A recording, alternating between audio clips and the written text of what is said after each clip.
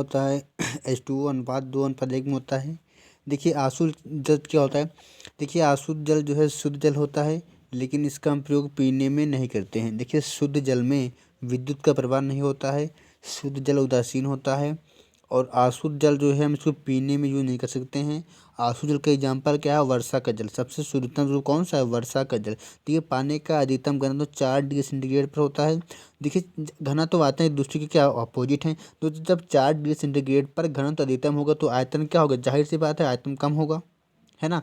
आज थोड़ी बात करते हैं गलनांक और हिमांक पे। देखिए गलनांक हिमांक दोनों बात एक ही है, गलनांक और हिमांक बात दोनों एक ही हैं। देखिए पानी गलता किस पे है, तो 0 डिग्री सेंटीग्रेड पे। और जब क्वथनांक देखिए पानी जमता किस पे, 0 डिग्री सेंटीग्रेड पे। जीरो जब बर्फ जो है बनेगा, बर्फ बनता है 0 डिग्री सेंटीग्रेड पर। गलनांक या हिमांक कहें कि पानी का कितना होता है, तो गलनांक या हिमांक पानी का 0 डिग्री सेंटीग्रेड होता है। और क्वथनांक बोलो तो बॉइलिंग पॉइंट देखिए 100 डिग्री सेंटीग्रेड पर खोलता है, ठीक है। क्वथनांक बढ़ता है। देखिए अगर हम अब जिससे बात करें, अगर किसी भी मटेरियल में अगर हम अशुद्धि मिला दें तो उसका क्वथनांक जो बढ़ जाता है। किसी भी मटेरियल में अगर हम कुछ मिला दें, जिससे पहले मीठा पानी गर्म होगा, उसके बाद में खारा पानी गर्म होगा, है ना। किसी भी चीज़ में अगर अशुद्धि मिला देते हैं तो उसका बॉइलिंग पॉइंट बढ़ जाता है। अब बात करें 0 डिग्री सेंटीग्रेड पर क्या होगा, तो 0 डिग्री सेंटीग्रेड पे घनत्व न्यूनतम होगा और 4 डिग्री सेंटीग्रेड पे घनत्व अधिकतम होगा। तो जब न्यूनतम घनत्व है तो आयतन जाहिर सी बात अधिकतम होगा। बर्फ ऊष्मा की क्या होती है, कुचालक होती है। बर्फ का आयतन सबसे ज़्यादा 0 डिग्री सेंटीग्रेड पर होता है। देखिए बर्फ का आयतन जो है सबसे ज़्यादा 0 डिग्री सेंटीग्रेड पर होता है और आयतन अधिकतम होता है। और बर्फ 0 डिग्री सेंटीग्रेड पर बनती है। जल एक अच्छा विलायक होता है, अन्य ध्रुव की अपेक्षा अधिक पदार्थ घोलने के रखता है, इसलिए जल को सार्वभौमिक विलायक कहते हैं, यूनिवर्सल सॉल्वेंट कहते हैं। देखिए अशुद्ध जल शुद्ध जल होता है, इसको जो विद्युत का कुचालक होता है, क्योंकि इसमें खनिज आयन नहीं होते हैं। वर्षा के जल शुद्ध जल का उदाहरण है। मीठा जल तथा खारा जल या लवड़ी जल कहते हैं। जल प्रकृति में 3 अवस्थाओं में पाया जाता है, इसी कारण पृथ्वी पर जीवन संभव होता है। देखिए ऊष्मा को मापते हैं कैलोरी में, तापमान को मापते हैं 0 डिग्री सेंटीग्रेड या फ़ारेनहाइट कैलोरी में। देखिए 1 ग्राम पदार्थ का ताप 1 डिग्री सेंटीग्रेड बढ़ाने के लिए 1 कैलोरी हमको ऊष्मा की आवश्यकता होती है। देखिए ऊष्मा का स्थानांतरण अधिक तापमान से निम्न तापमान की ओर होता है। अब बात कर लें देखिए बर्फ या जल। देखिए 0 डिग्री सेंटीग्रेड पर जल जमता है, आपको पता है। तो 0 डिग्री सेंटीग्रेड पर न्यूनतम घनत्व होगा और आयतन मैक्सिमम होगा। और 4 डिग्री सेंटीग्रेड पर क्या होता है, अधिकतम घनत्व होता है, न्यूनतम आयतन होता है। फिर उसके बाद अगर 100 डिग्री तक हम गर्मा दें तो 100 डिग्री सेंटीग्रेड से ऊपर नहीं गर्म होगा।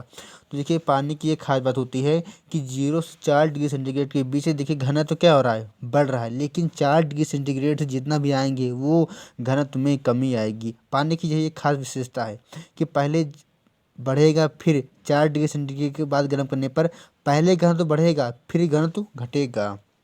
बात कर लें कि जल का विशेष गुण होता है कि वह अपने ठोस अवस्था में अधिकतम आयतन एवं न्यूनतम घनत्व रहता है। जैसे समुद्री जल का घनत्व नदियों की अपेक्षा अधिक होता है। समुद्री जल का जो घनत्व होता है वो नदियों की अपेक्षा अधिक होता है, बोले तो खारा होता है, इसलिए समुद्र में तैरना आसान है। 0 डिग्री सेंटीग्रेड पर जल की अधिकतम आयतन के कारण ही, खोलता नहीं तो आयतन मैक्सिमम रहेगा। 0 डिग्री सेंटीग्रेड पर जल के मैक्सिमम आयतन के कारण ही सर्दियों में पानी के पाइप बर्फ जमने से फट जाती हैं। बर्फ का पानी के ऊपर मात्र 10% भाग दिखाई देता है, 90% भाग पानी के अंदर रहता है।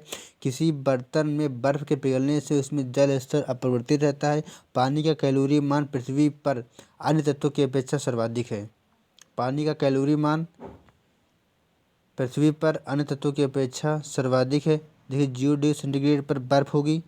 देखिए तापमान देखिए वही रहे 0 डिग्री सेंटीग्रेड। अगर तापमान में ना परिवर्तन हो, आकार में परिवर्तन हो, तो देखिए गलन की बर्फ की गुप्त ऊष्मा क्या होती है, 80 कैलोरी होती है। अब देखिए उसको बात कर लें आगे, जल से 100 डिग्री सेंटीग्रेड पे तो 100 कैलोरी देंगे।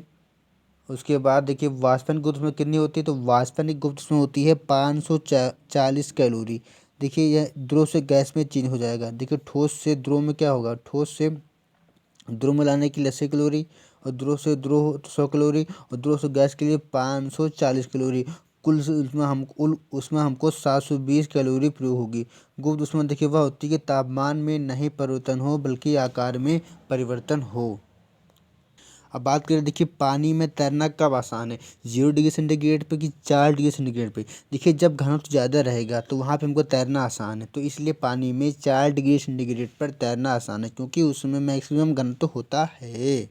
अब बात कर लें, संघीय मंत्रिपरिषद सामूहिक रूप से किसके प्रति होता है, तो संघीय मंत्रिपरिषद सामूहिक रूप से लोकसभा के प्रति उत्तरदायी होती है ना। अब मंत्रिपरिषद का प्रमुख कौन, प्रधानमंत्री हो, तो वो बात अलग है। देखिए अनुच्छेद 74 के क्लॉज फर्स्ट में कहा गया है कि राष्ट्रपति को कार्यों में सलाह देने के लिए एक मंत्रिपरिषद का गठन किया जाएगा, जिसका प्रमुख कौन होता है, प्रधानमंत्री होता है।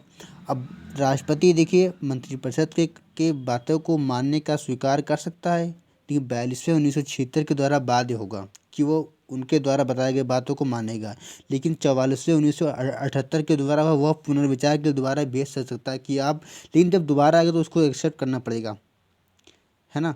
अब भारत के महान्यायवादी की नियुक्ति कौन करता है, राष्ट्रपति करता है, attorney general of India. Bharat के नियंत्रण में महालेखा परीक्षक को, देखिए कैग, संविधान की अनुच्छेद में 148 से 151। भारत के राष्ट्रपति द्वारा जारी अध्यादेश 123 संसद के सत्र के शुरू होने के बाद कितने समय तक जारी रहेगा, तो राष्ट्रपति द्वारा जारी अध्यादेश संसद के प्रारंभ शुरू होने के बाद कितने समय तक जारी रहेगा। बात करें तो 6 सप्ताह या 1.5 माह, 6 सप्ताह या 1.5 माह। अनुमोदन किया जाए तो 6 माह 6 सप्ताह, अनुमोदन अगर कर दिया जाए तो 6 माह हो जाएगा, ठीक है। तो देखिए राष्ट्रपति द्वारा जारी अध्यादेश संसद के सत्र के शुरू होने के बाद कितने समय तक जारी रहेगा, तो आपको याद रखना है कि 1.5 माह या 6 सप्ताह, 6 सप्ताह बोलो तो 1.5 माह, और अगर अनुमोदित कर दिया जाए तो 6 माह तक जारी रहेगा।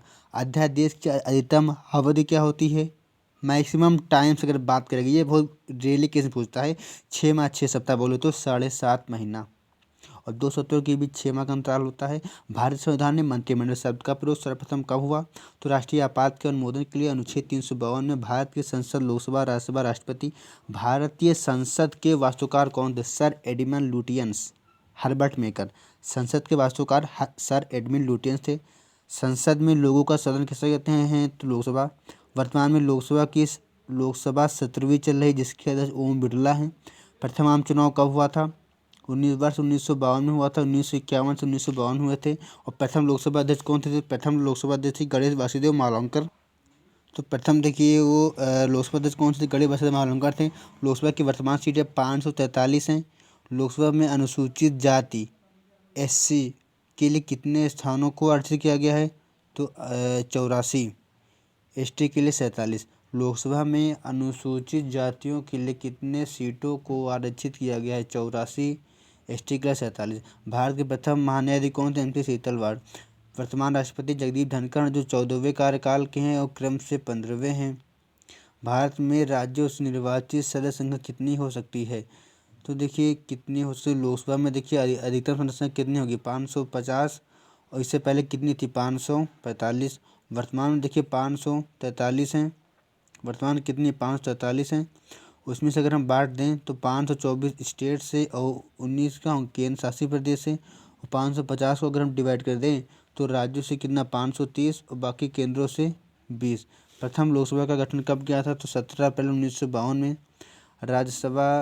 राज्यसभा की वर्तमान संख्या में से राष्ट्रपति 12 सदस्य मनोनीत करता है, और राज्यसभा की अधिकतम सदस्य कितनी है, 250 है।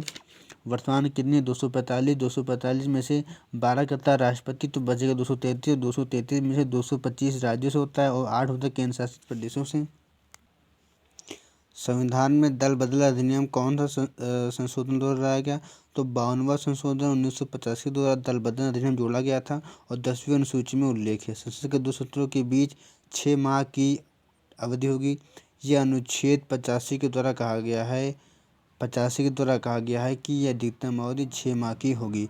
लोकसभा में अविश्वास प्रस्ताव लाने के लिए अधिकतम सदस्य संख्या के हस्ताक्षर कितने होने चाहिए, तो चाहे अविश्वास प्रस्ताव हो चाहे प्रस्ताव प्रस्ताव 50 सदस्यों के साइन होने चाहिए। कोई विधेयक तब तक अधिनियम बन सकता जब तक वह राष्ट्रपति उस पर साइन नहीं करता है, और राज्य विधानमंडल में राज्यपाल साइन करेगा। संविधान के धन विधेयक का उल्लेख अनुच्छेद 110 में है। धन विधेयक लोकसभा में सबसे पहले पेश किया जाता है। भारत की संचय निधि से धन निकालने के लिए कौन सा विधेयक लाना पड़ता है, तो विनियोग विधेयक लाना पड़ता है। Appropriation bill. 117 में देखिए वित्त विधेयक होता है। वार्षिक वित्तीय विवरण या बजट को संविधान के अनुच्छेद 112 में उल्लेख है और राज्य के वार्षिक वित्तीय विवरण का उल्लेख है अनुच्छेद 202 में। लोक लेखा समिति का उल्लेख किसमें है? 266 के क्लॉज 2 में है। भारत की संचित निधि किसमें है? संचित निधि देखिए 266 के क्लॉज 1 में है। आकस्मिकता निधि किसमें है? ये गुल्लक का काम करता है सरकार का, अनुच्छेद 267 में है। आकस्मिकता निधि 266 के फर्स्ट में क्या है? संचित निधि है और 66 के 2 में क्या है? 266 2 में है लोक लेखा समिति। भारतीय संसद प्रणाली में किन प्रश्नों के अंतर्गत पूरक प्रश्न पूछे जा सकते हैं? तो संसदीय प्रणाली में 14 दिन पूर्व महासचिव को सूचना देनी होती है। तारांकित प्रश्न के अंतर्गत पूरक प्रश्न पूछे जाते हैं। संविधान को किसने लिखा था? प्रेम नारायण बिहारी रायजादा। प्राक्कलन समिति गठन भारत में कब किया गया? तो प्राक्कलन समिति गठन 1950 में किया गया था। आकलन समिति किसको बोलते हैं? गिरीश चंद्र वापड़ उसके अध्यक्ष थे।